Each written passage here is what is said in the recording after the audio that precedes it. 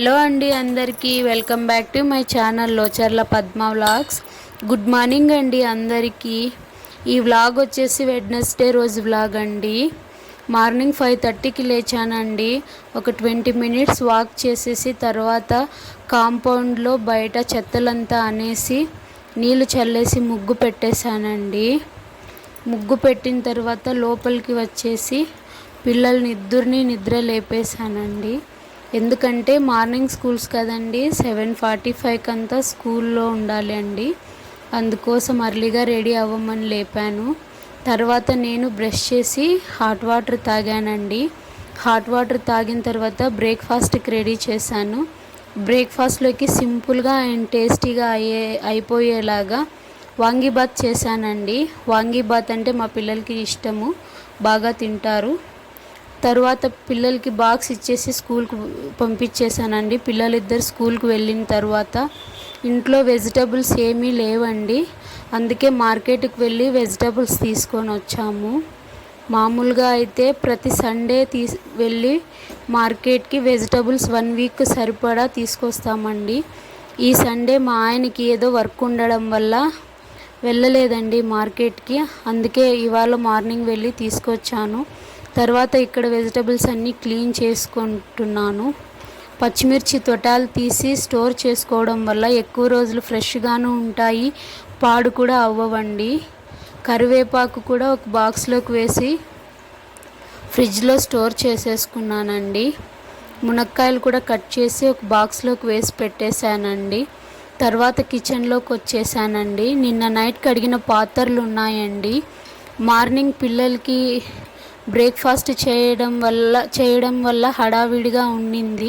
అందుకోసం పాత్రలు సర్దినలేదండి. ఇప్పుడు ఒక్కొక్కటిగా పాత్రలని సర్దుకుంటున్నాను. ఈ పాత్రలు సర్దేలోపు పాలు స్టవ్ పైన పెట్టానండి, పెరుగుకు ఎప్పు వేయడానికి. పాత్రలు సర్దేలోపు పాలు కూడా కాగిపోయాయండి. పాత్రలన్నీ సర్దుకున్న తర్వాత టిఫిన్ అయిన తర్వాత వచ్చిన గిన్నెలన్నీ సింకుకు వేశాను. సింకుకు వేసిన తర్వాత పాత్రలన్నీ కడిగేసి స్టవ్ దగ్గర అంతా క్లీన్ చేసి కౌంటర్ టాప్ మొత్తం క్లీన్ చేశానండి. కౌంటర్ టాప్ ఇలా ఉంటే ఎంతో పీస్ఫుల్గా ఉంటుందండి.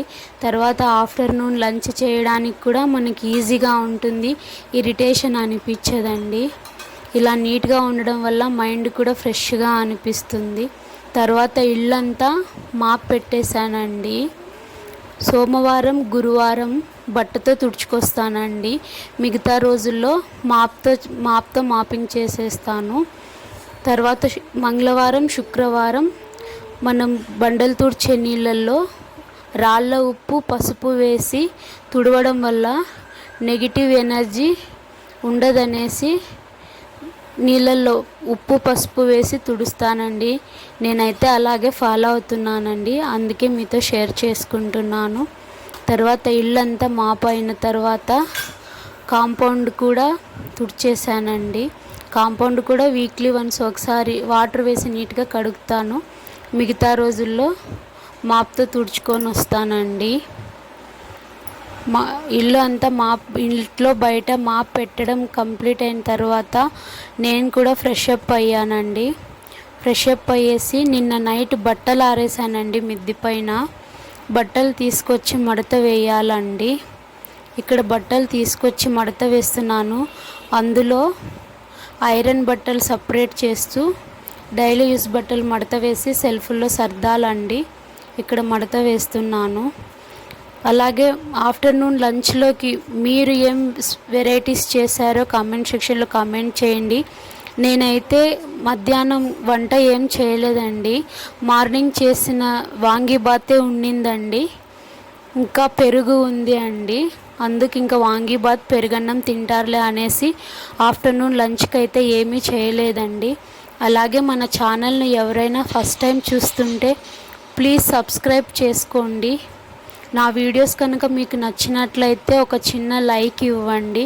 మీరు ఇచ్చే లైక్ నాకెంతో మోటివేషన్గా ఉంటుందండి.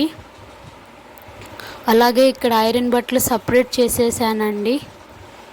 కొన్ని ఐరన్ చేసే బట్టలు ఉంటే కూడా ఐరన్ చేసేసాను బట్టలు. అంతలోపల పిల్లలు స్కూల్ నుంచి వచ్చేసారండి. పిల్లలకి లంచ్ పెట్టేసి కాసేపు పడుకోబెట్టేశానండి. అలాగే ఈవినింగ్ పిల్లలు లేచి ట్యూషన్కి వెళ్ళారండి. ఈవినింగ్ మా ఇంటికి రిలేటివ్స్ వచ్చారండి. వాళ్ళతో మాట్లాడుతూ స్నాక్స్ కూడా చేసి ఇచ్చాను. ఆ వీడియో షూట్ చేయలేదండి. అలాగే ఈవినింగ్ పిల్లలు ట్యూషన్ నుంచి వచ్చిన తర్వాత పిల్లలకి టమోటో చట్నీ అన్నం చేసి తినిపించేసి వాళ్ళు తిన్న తర్వాత మేము తినేసి నైట్ వచ్చిన పాత్రలన్నీ కడిగేసి స్టవ్ దగ్గరంతా క్లీన్ చేసేసుకున్నానండి. అంతేనండి, ఇవాల్టికి ఈ వీడియో ఇంతటితో ఎండ్ చేస్తున్నాను. Thank you for watching.